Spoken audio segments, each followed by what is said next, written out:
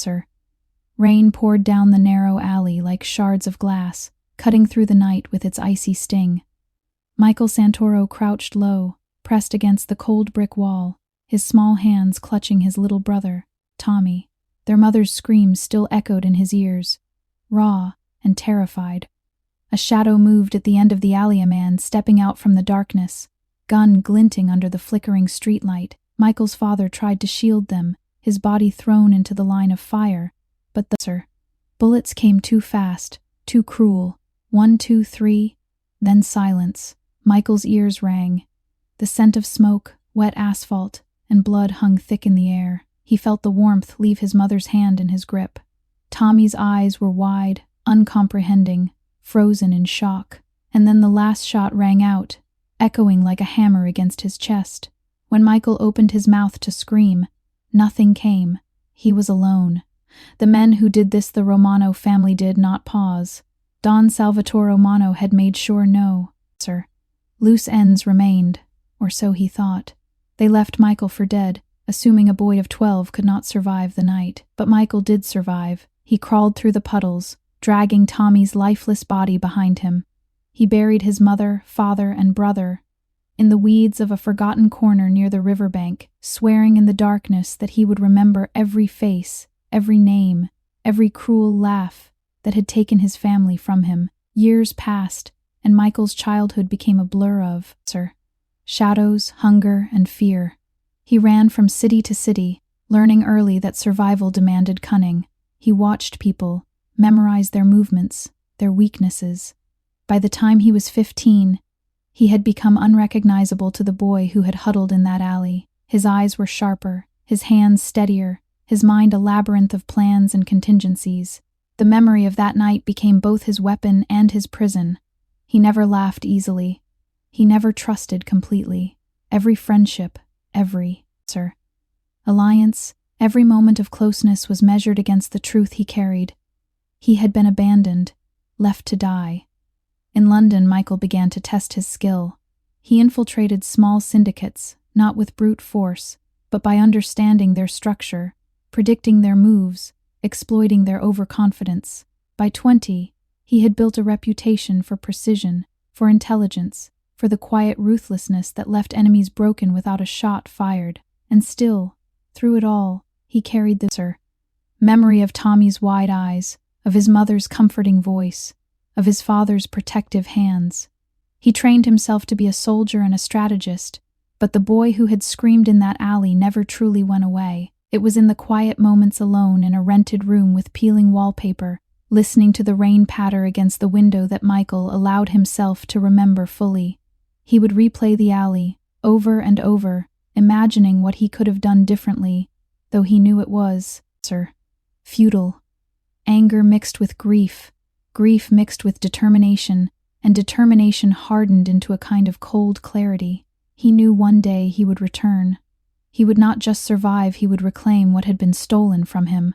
Michael's rise in London was methodical. He was never flashy, never reckless.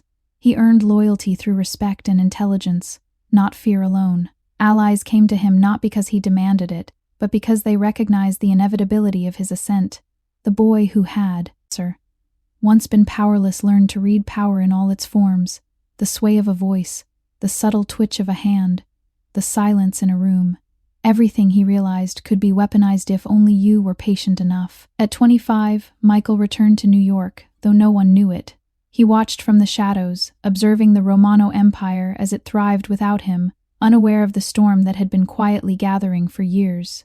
The city had not changed much, except that it had grown complacent, arrogant. And Michael, now a man of influence and strategy, knew exactly where to strike. His first move was subtle, a whispered rumor, a misstep engineered in one of the Romano family's minor operations. Nothing violent, nothing that would immediately draw attention, just a seed, small and almost invisible, planted in the fertile soil of arrogance. Within weeks, minor mistakes multiplied, supplies delayed, contracts broken, allies questioned. The Romano lieutenants began to grow uneasy, feeling that they could not quite name. Michael's greatest weapon was not the strength of his hand, but the precision of his mind. He understood fear not as a brute force, but as a tool to manipulate, to shape, to control. He would confront the Romano family eventually, not recklessly, but in a way that they could never anticipate, and all the while, he carried the memory of the alley with him, a reminder that vengeance was not just a desire, but a responsibility to the family that had been stolen, from him. One night, standing on a fire escape overlooking a neon-lit street, Michael traced the patterns of the Romano Empire in his mind. He whispered the names of his family under his breath: Tommy, Maria, Antonio. The rain soaked through his coat, but he didn't move. He had learned to be patient. He had learned to be patient. He had learned to wait for the perfect moment. And he knew that when that moment came, the world would feel the weight of a boy abandoned, transformed into a man who had returned to claim justice, power, and perhaps, finally, a sense of peace. The city slept unaware that Michael Santoro had returned, but the night itself seemed to lean closer, listening to the silent vow of a man who had survived the impossible. He was no longer the boy who had cried in the alley. He was the storm waiting to break, the intellect behind the whispers, the shadow in every corner the Romano family overlooked. And when he moved, it would not be for destruction alone, it would be for reclamation, for memory, the life that had been stolen. In the cold, endless rain, Michael closed his eyes. He could feel the pulse of the city, the heartbeat of the streets that had both nurtured and betrayed him, and he knew, with every fiber of his being, that the reckoning was coming. The Romano family had taken everything, but they had left one thing behind, him, and he had grown into something they could not possibly imagine: a man of power, of intelligence, of relentless purpose. Michael Santoro was no longer a child lost in the shadows. He was a force, and the city, the world, would soon learn that some storms, once unleashed, could not be stopped. Michael walked the streets of New York under the cover of dusk, his silhouette blending with the shifting shadows. The city was alive with noise sirens, car horns, the faint laughter of people who had no idea that a reckoning had arrived. He kept his distance from the Romano family's known operations at first, studying them with the patience of a predator, Every meeting, every shipment, every handshake he observed was a piece of a larger puzzle, one he had been assembling in his mind for over a decade. He began quietly, reaching out to minor players in the city's underworld, small businesses, overlooked gangs, transporters who had grown careless in the Romano monopoly. They were Michael's first allies. He approached them not with threats, but with opportunity. With him, they could survive, even thrive, without the suffocating hand of the Romano, family controlling their every move. Trust was earned, not demanded, and Michael understood that deeply. One evening, he found himself in a dimly lit bar on the Lower East Side. The smell of stale beer mixed with cigarette smoke, the faint hum of a jukebox playing a forgotten tune. He sat at the end of the bar, eyes scanning the room as he sipped whiskey. A man approached, hesitant, nervous, an enforcer named Vito Rossi, loyal to one of the Romano lieutenants but growing restless with his, assignments. "You Michael Santoro?" Vito asked, his voice low, cautious. Michael studied him, a faint smile tugging at his lips. "Depends who's asking," he said, his tone calm, unthreatening. "I'm someone who can help you, Vito, but first, I need to know if you can be trusted." Vito laughed nervously. "Trust? In this city? You must be kidding." Michael leaned forward. "No jokes. I can make you more than just a cog in someone else's machine. You follow me, and you'll see real power. Not just, fear. Not just survival." Vito hesitated, then nodded. That was all Michael needed. It was a small victory, but in his mind, it was the first domino. From there, Michael's network began to grow, carefully, methodically. Every new ally brought information, resources, leverage. Rumors of a new player in the city began to circulate, not a threat, not yet, but a shadow looming at the edges of Romano territory, and Michael was careful not to reveal himself too early. He spent nights in his office, maps and blueprints spread across the table, each one meticulously annotated with Romano operations, weak points, and key players. He studied the Romano family, not as a child seeking vengeance, but as a strategist seeking to dismantle a fortress from within. Every habit, every routine, every minor misstep was logged in his mind, ready to be exploited. Michael's moves were subtle at first. A missed shipment here, a compromised deal there. The Romano lieutenants began to whisper among themselves, sir. Paranoia creeping into their ranks. Salvatore Romano, once confident in his control, felt the stirrings of unease but could not identify the cause. The invisible hand of Michael Santoro was everywhere and nowhere. It was during this time that Michael allowed himself a rare moment of reflection. He stood on a rooftop, watching the city stretch endlessly before him, lights flickering like stars trapped in concrete. His mind wandered briefly to the family he had lost, the boyhood laughter of Tommy, sir. The warmth of his mother's hand, the unwavering strength of his father. He had built walls around his grief, but it had not disappeared. It had transformed. Every calculation, every alliance, every subtle move was fueled by that memory, by that relentless drive to reclaim what was his. One night, Michael received word of a Romano shipment moving through Brooklyn, a minor operation, but significant enough to test his influence. He moved quietly, sending Vito to intercept, ensuring the shipment, sir, would be delayed without alerting the Romano lieutenants to his presence. The result was immediate: frustration, tension, and mistakes in the Romano ranks. The smallest crack in their armor had appeared, and Michael knew how to widen it.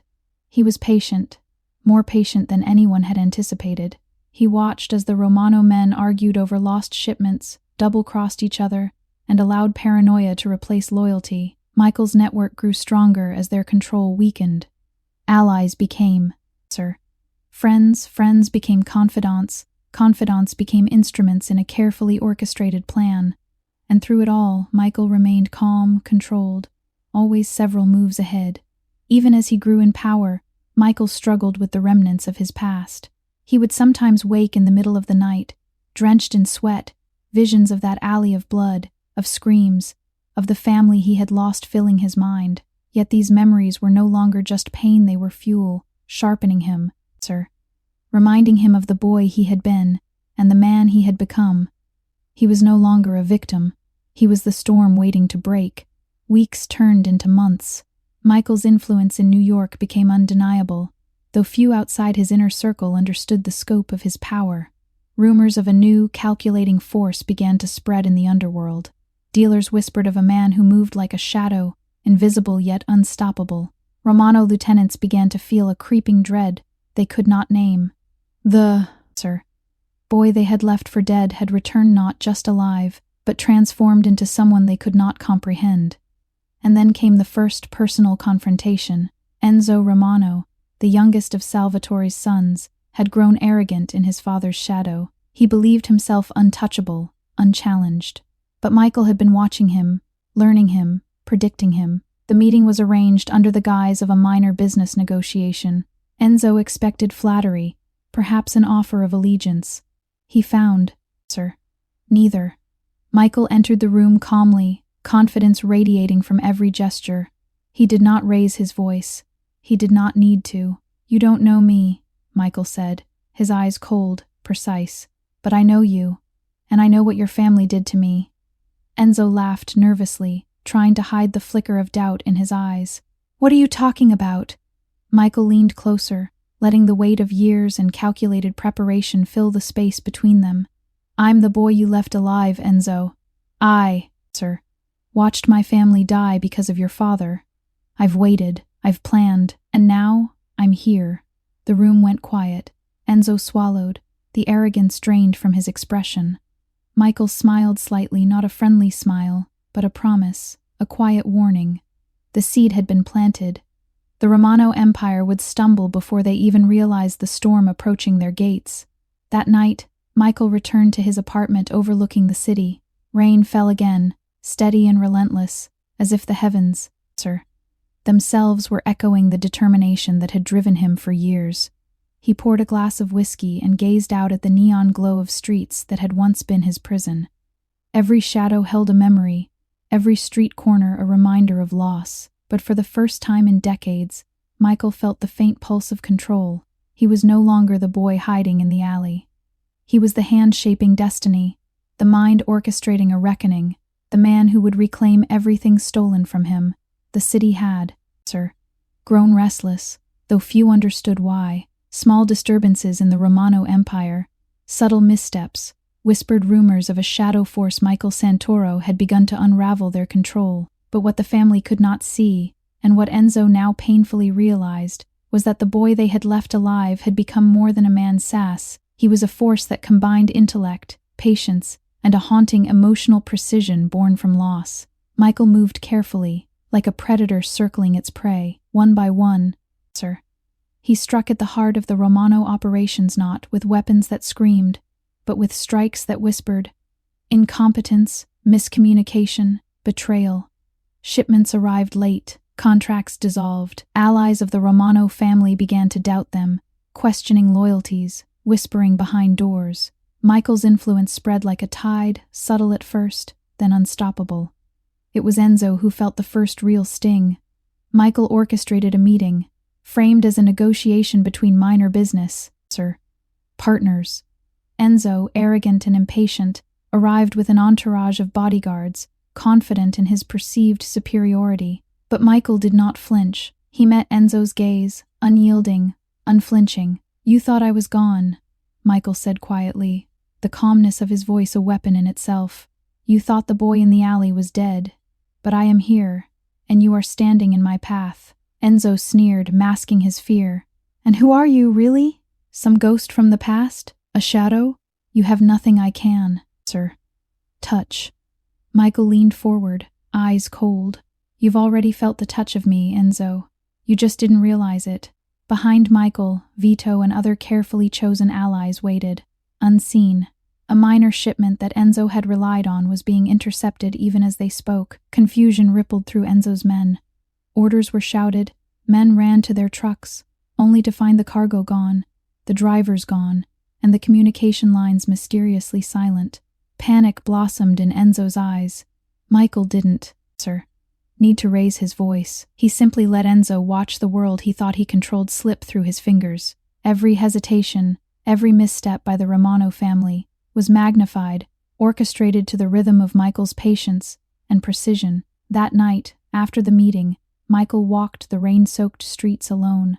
The memories came unbidden. Tommy's laughter, his mother's gentle scolding, his father's steady hand.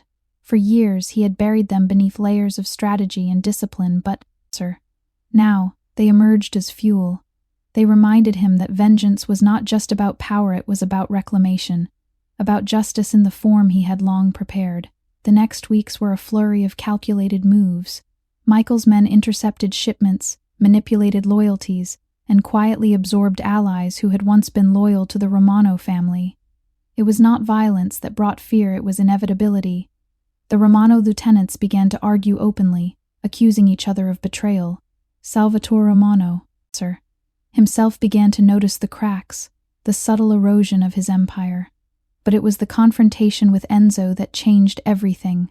Michael had studied him for months, learned his patterns, his weaknesses, his arrogance. He cornered Enzo during a gathering in a private club, a place the Romano family believed secure. The air was thick with tension, the smell of expensive whiskey and cigarette smoke hanging in the room. "You're clever," Enzo said, trying to hide the tremor in his voice. "But, cleverness won't save you." Michael smiled faintly, almost imperceptibly. "Cleverness isn't what saves me. Preparation is, patience is, and memory never fails." Enzo's gaze faltered. "Memory? What do you mean?" Michael's voice softened, but every word cut deeper than a knife. "I remember the alley. I remember the alley. I remember my family. I remember the night your father left me there to die. And I remember that boy crying in the rain. He's gone, Enzo. Now there's only me." For the first time, Enzo truly, saw Michael not just as a threat, but as the embodiment of all the consequences they had ignored. The arrogance in the room evaporated, replaced by fear, raw and uncontainable. Michael didn't strike, didn't even raise his voice. The psychological weight of his presence, of years of planning and patient observation, was enough. Enzo staggered under it, a man confronting the reckoning he had never imagined. Meanwhile, Michael's network continued to grow. Allies loyal not to fear, but to respect, and admiration positioned themselves at every critical point of Romano control. Shipments failed, communications faltered, alliances cracked, The Romano Empire, once confident and untouchable, now teetered on the brink of collapse, and Salvatore had no idea how to respond. In the quiet moments, Michael allowed himself the briefest sense of satisfaction, though it was always tempered by memory. He would walk through the streets at night, staring at neon reflections in puddles, feeling the pulse of the city beneath his feet. The city that had once abandoned him, that had seen his family destroyed, was now the stage for his reclamation. It was during these walks that Michael reflected on the duality of his existence. To the world, he was a calculating, feared force, orchestrating chaos with unmatched precision. But inside, he was still a boy who had lost everything, carrying grief that had never truly faded. Those memories fueled him, sharpened him, but also reminded him of the cost of power. He had become something beyond survival. He had become a man who could wield influence, emotion, and memory in equal measure, and that combination made him unstoppable. By the time Salvatore Romano noticed the full scope of the threat, it was already too late. His empire was faltering, allies lost or turned, shipments delayed, operations disrupted. He tried to regain control with force, but Michael had already anticipated it. Every move Salvatore made was countered before it could take effect. Fear and paranoia replaced authority, and for the first time in decades, the Romano family felt vulnerable. Michael Santoro was no longer just the boy from the alley. He was a storm the Romano family could neither predict nor control. Every plan he executed was both precise and personal, a calculated reclamation of what had been stolen, a vindication of every scream and tear he had endured. The city had felt his presence as a rumor. Now, it was feeling him as reality, and at the heart of it all, Michael remained haunted but not broken. Every glance at the rain-soaked streets reminded him of who he had been and who he had become. He was the child who survived. He was the man who returned. He was the reckoning, and the Romano family was about to discover just how long the shadow of a boy left for dead could stretch. The city had grown tense, almost breathing with anticipation. Michael Santoro had shifted from rumor to reality, and the Romano Empire was starting to crumble from within. But this was no longer just a battle of strategy, it had become personal. Every move Michael made carried the weight of the alley, the screams, the blood, the family that had been stolen from him. Salvatore Romano, once untouchable and supremely confident, was finally starting to see cracks in his fortress. Shipments had failed, alliances were fracturing. His men argued openly, suspicion poisoning loyalty, and all the while, Michael's influence spread, quiet but undeniable. One evening, Michael received word from a trusted ally. Salvatore had called a meeting of his closest lieutenants at a private estate in the Bronx. It was a rare opportunity. Michael didn't hesitate. He prepared meticulously, not with weapons alone, but with knowledge, timing, and precision. Every minor detail had been anticipated. This was the moment where decades of planning, patience, and silent rage would converge. He arrived at the estate hours before the meeting, blending into the shadows as he watched the Romano family gather. The men inside were unaware of the storm approaching, not even Salvatore, whose confidence still clung to him like a second skin. Michael's eyes lingered on the father and the sons, on Enzo, who still trembled under the memory of their last encounter, and on the room itself, every exit, every vantage point logged in his mind. Inside, Salvatore's voice carried with authority as he addressed his men. "We've had setbacks, but I will not allow anyone to undermine this, family. Not now, not ever." Michael stepped from the shadows then, calmly, deliberately, his presence a silent declaration of inevitability. The room went quiet, tension crackling like a live wire. Every eye turned toward him. Salvatore's expression shifted from confidence to confusion, disbelief, and finally, fear. "You," Salvatore said, his voice sharp, incredulous. "You're alive?" Michael nodded. "I never left. I survived. And now I've come for what you took from me." Salvatore's men, instinctively reached for weapons, but Michael's allies, carefully planted, intercepted and blocked every move before it could escalate. Chaos was avoided, but the psychological weight was devastating. Michael did not need to strike. The look in his eyes was enough to silence the room. "You think vengeance alone is enough?" Salvatore spat. trying to regain control. "You're nothing but a boy who ran away." Michael's face remained calm, but the intensity in his gaze was a force all its own. "That, sir, boy died in the alley. I am what survived. I am what you created when you left me for dead. And I am more than you can imagine." For the first time, Salvatore saw Michael not as a man seeking revenge, but as a force of reckoning, shaped by grief, intelligence, and the fire of loss. And then came the revelation Salvatore had never anticipated. Michael revealed carefully orchestrated evidence of Salvatore's misdeeds, hidden accounts, secret alliances, betraying lieutenants, everything he had learned, sir. In months of careful observation and infiltration, the Romano family realized their empire had been hollowed from within long before Michael had appeared. What they had considered absolute control was a fragile illusion. Enzo, standing beside his father, finally understood the depth of Michael's transformation. You've been building this?" he asked, voice shaking. "All this time?" Michael nodded, every word deliberate. "Years. I survived, I learned, I planned. And now I reclaim what was, sir, stolen.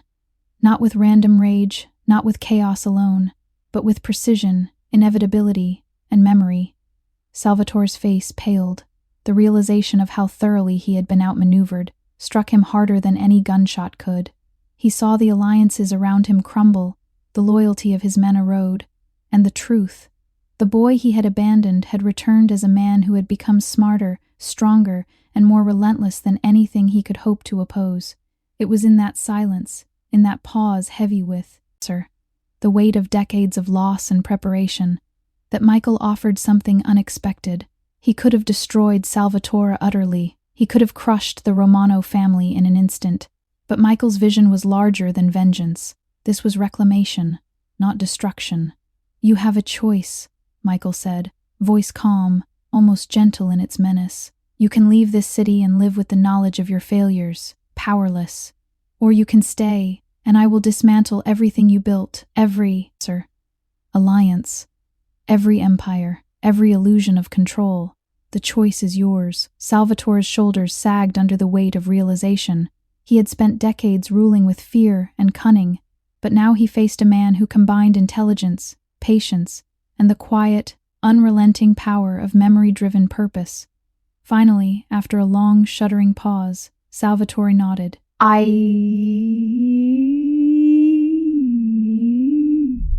leave. I've lost. I see that now." The tension in the room released like a drawn breath. Enzo and the lieutenants, humbled and, sir, terrified, watched as the father who had once seemed untouchable walked away, defeated not by bullets but by inevitability, by strategy, and by the emotional force of a man who had been forged in loss. Michael remained in the shadows a moment longer, feeling the weight of everything that had led to this point. The alley, the screams, the years spent in exile, the careful building of alliances, the patience, and the precision. This was more than a victory.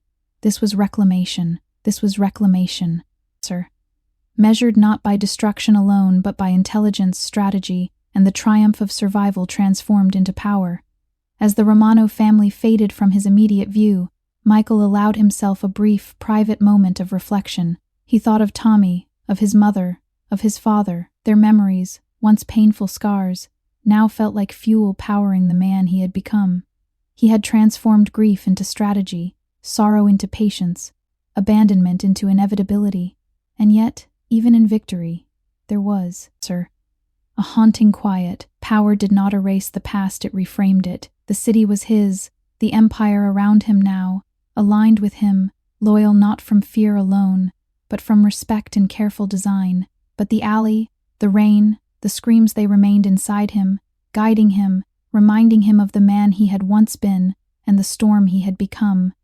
Michael Santoro had returned not as the boy left for dead, but as the most feared, most respected Mafia boss in the city. He had confronted the past, dismantled his, sir, enemies without senseless bloodshed, and reclaimed what had been stolen.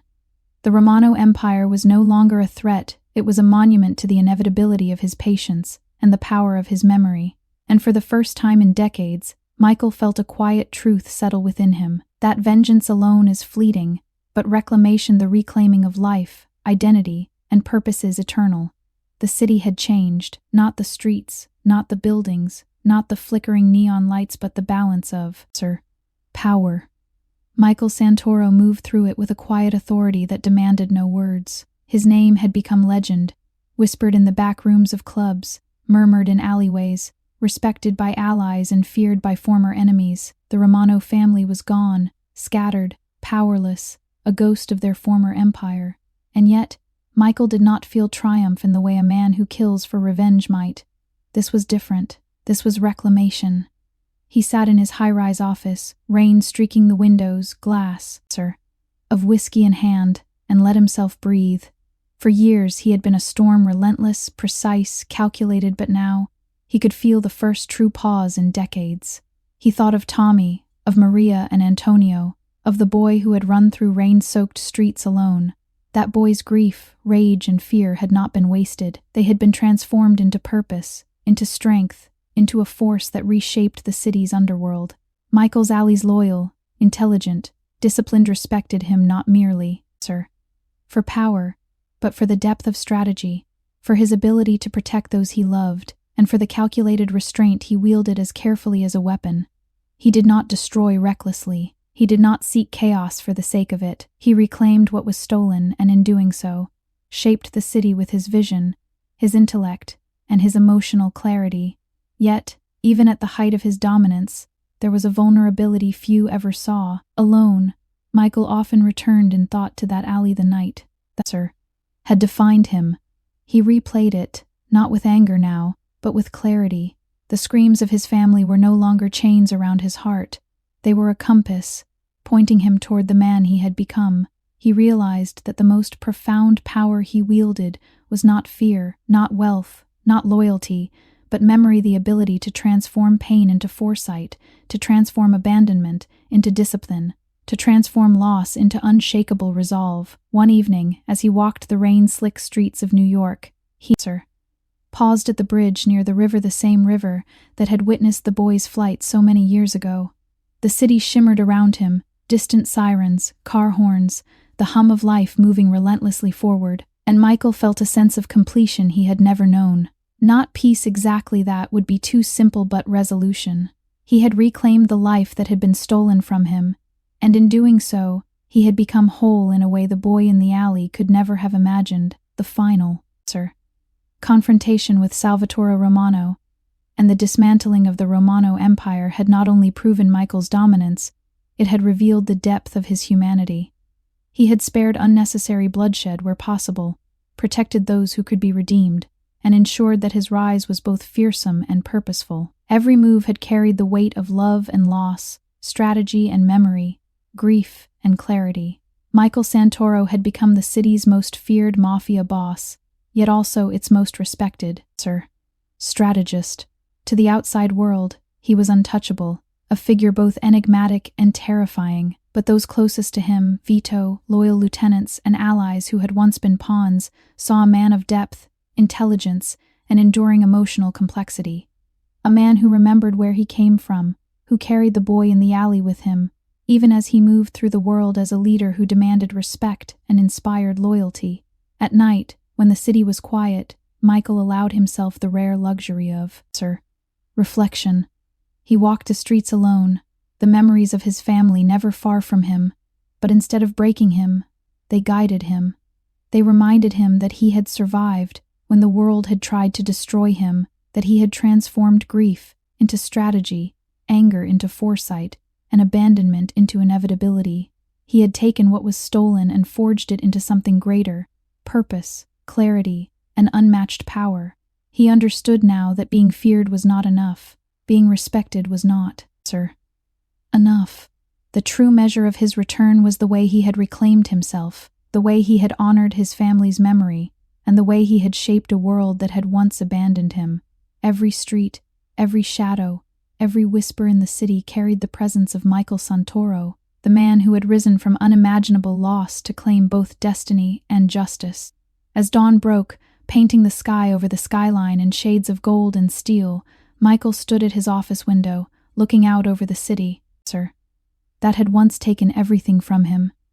And in that quiet, solemn moment, He felt the culmination of every choice, every sacrifice, every sleepless night. He had returned not just as a survivor, not just as a strategist, not just as a feared mafia boss, but as a man who had taken his past, his pain, and his memory, and transformed it into something immortal. Michael Santoro had returned from the shadows of grief and betrayal, and he had claimed his life, his city, and his destiny, and in doing, so he became not just a legend, but a testament to the power of survival, memory, and reclamation. The boy who had once cried alone in the alley was gone, but the man who had risen in his place would never be forgotten. Michael closed his eyes, letting the weight of everything fall into place. The city stretched before him, alive, restless, and entirely his domain, not through terror alone, but through intelligence, resilience, and the unyielding heart of a boy who refused to be forgotten. This story touched your heart. Subscribe to Cinematic Mafia Love for more powerful stories like this. Your support keeps these stories alive.